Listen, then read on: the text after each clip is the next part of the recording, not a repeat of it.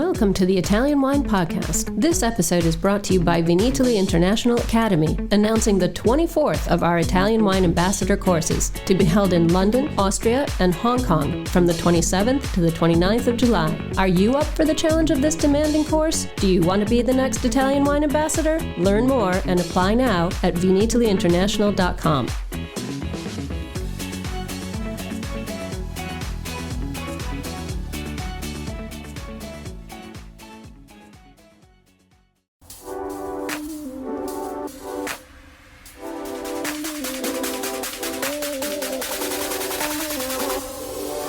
Welcome to another episode of On the Road Edition, hosted by Stevie Kim. Today, she is at the beautiful family-run winery Casanova di Neri in Montalcino, Tuscany, chatting with owner Giacomo Neri. Listen in as they talk about the winemaking, the labels, the terroir, as well as their recent 50th anniversary celebrations.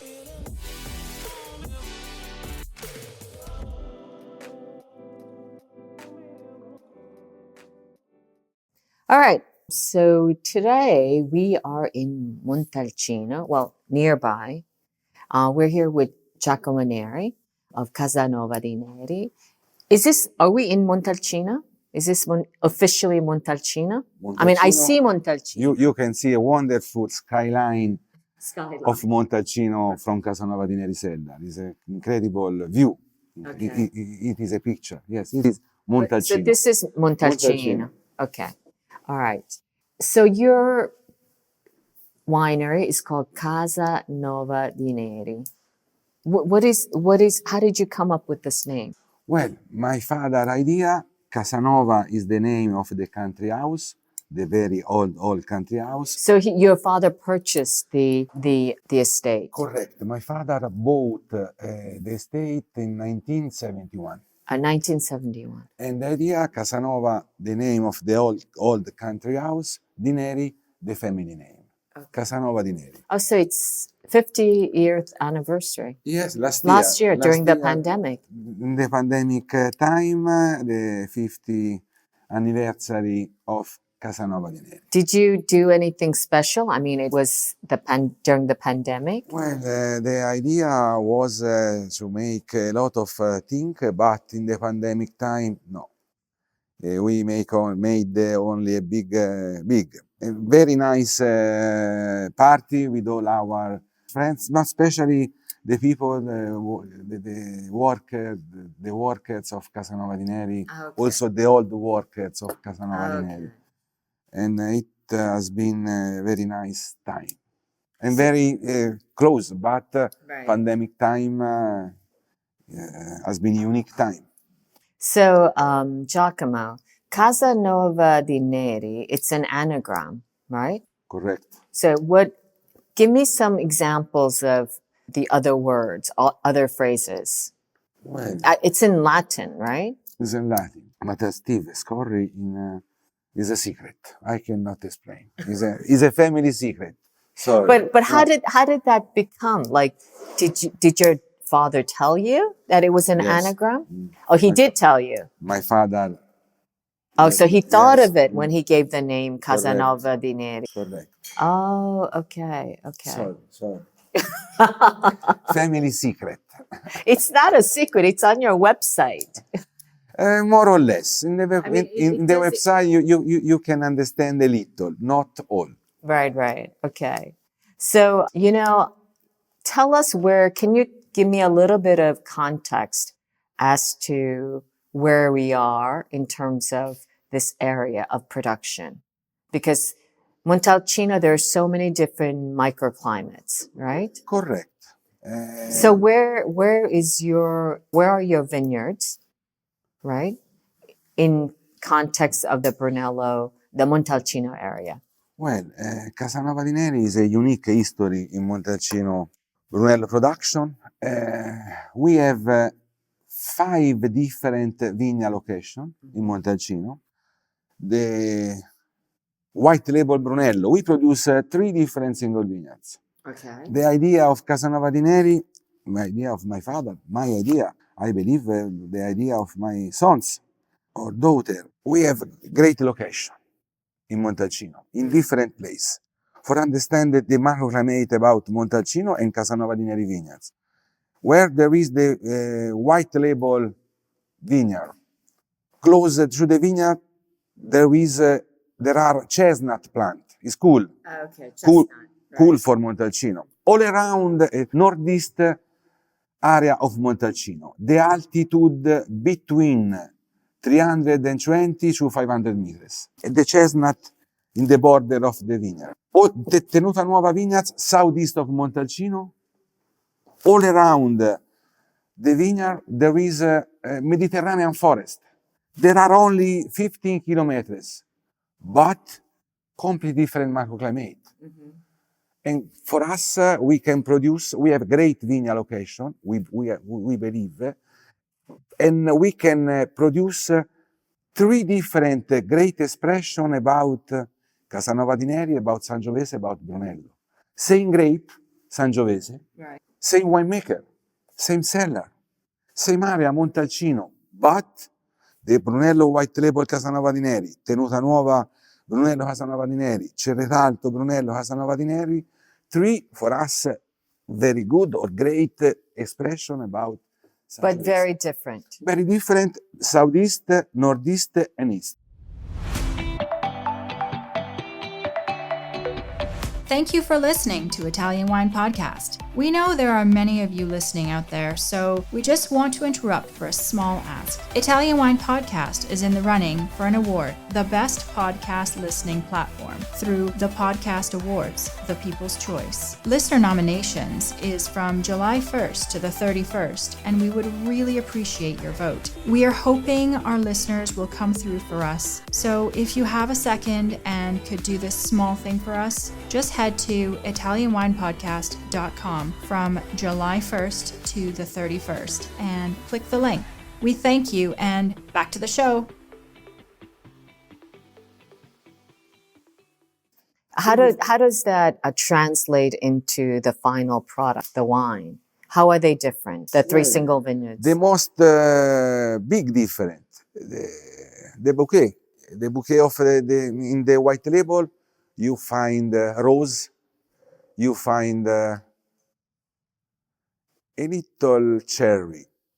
In Tenuta Nuova bouquet, there are plums, fresh plums, eucalyptus, rosemary. In the Cerretalto bouquet, there are plums, but more strong, graphite, blood. And in the palate, the white label Brunello, more finesse, more acidity, more light, very persistent, but the texture of the tannins are not so full. Tenuta Nuova, more large, extremely persistent, but more large, more salty, and over the tongue you find more the tannins, but with the same finesse. The Brunello Cerretalto, unique,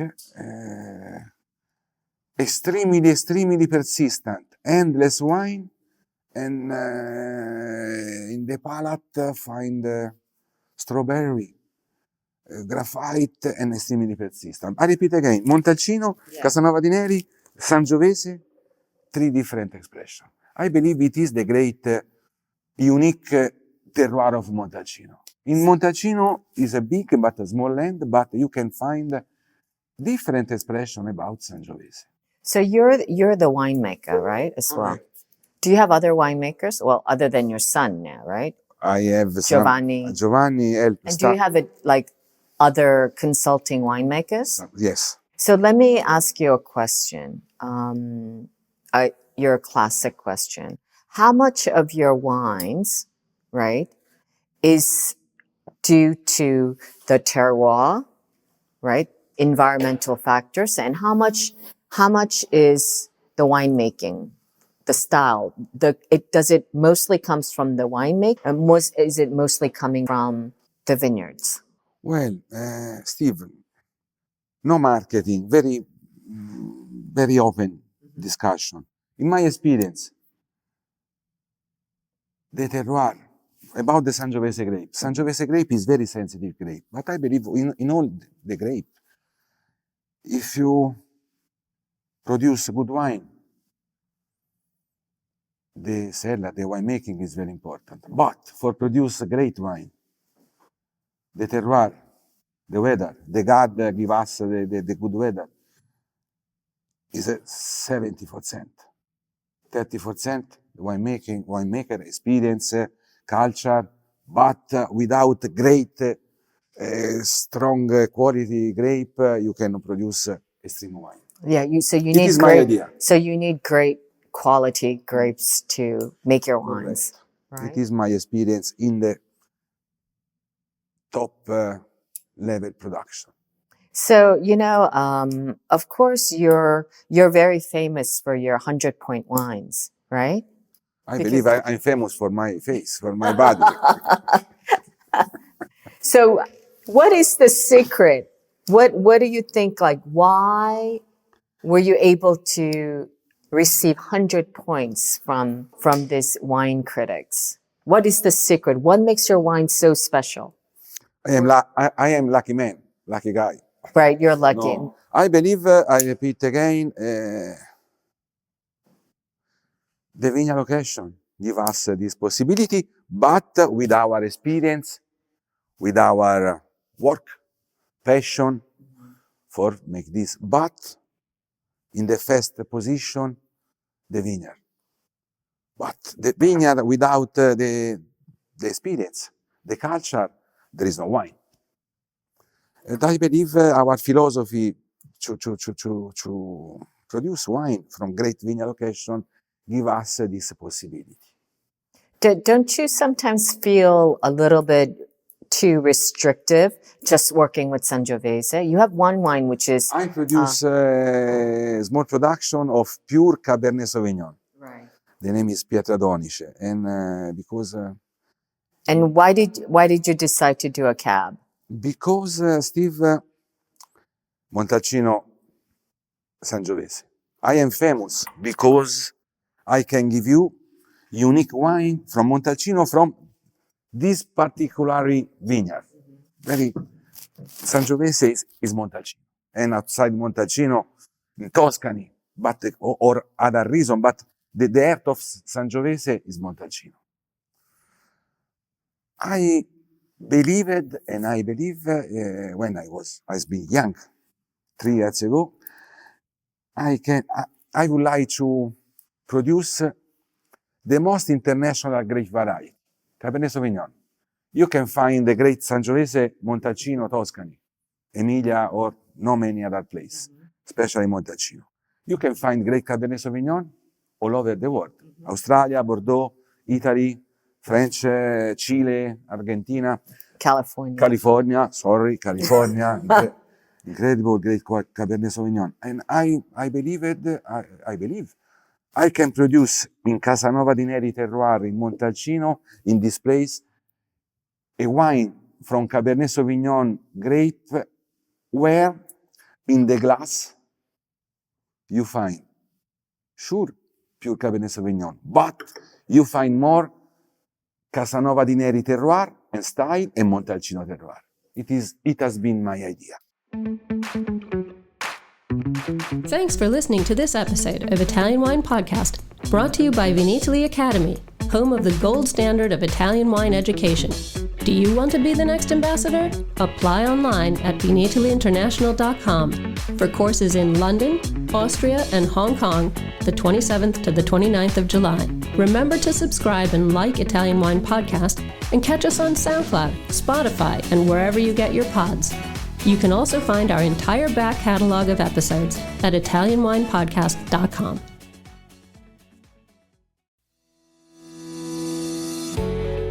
Hi guys, I'm Joy Livingston and I am the producer of the Italian Wine Podcast. Thank you for listening. We are the only wine podcast that has been doing a daily show since the pandemic began. This is a labor of love and we are committed to bringing you free content every day. Of course, this takes time and effort, not to mention the cost of equipment, production, and editing. We would be grateful for your donations, suggestions, requests, and ideas. For more information on how to get in touch, go to italianwinepodcast.com.